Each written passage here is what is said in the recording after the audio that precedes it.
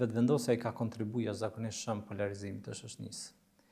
Dhe krijimi i një ambienti ne edhe jo është jashtëzakonisht i vështirë. E përmenda, ata janë njerëz të vendi.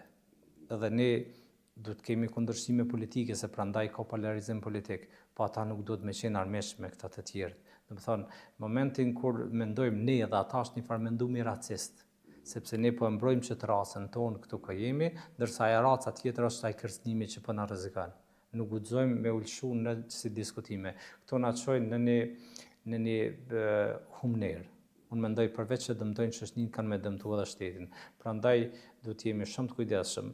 Unë e përmenda nuk i takojnë të paktën nuk dua me bën një fushat klasike që është ndodhur këto ku unë edhe kundërshtarët e mi politik fyhemi vazhdimisht ose shahemi sepse problemet e njerëzve nuk janë të zgjidhura. Nëse mendojmë për problemet e njerëzve, një përkundër dallime politike do të gjejmë pikat e përbashkëta. Shoqëria civile më ka mësuar gjithmonë që mos më fokusu te problemet, po më fokusu te zgjidhjet. Dhe gjithmonë do të synoj cilat janë zgjidhjet që më ofru njerëzve edhe ata me mujt me bë jetën më të lumtur. Tani nuk po bëjmë jetë lumtur.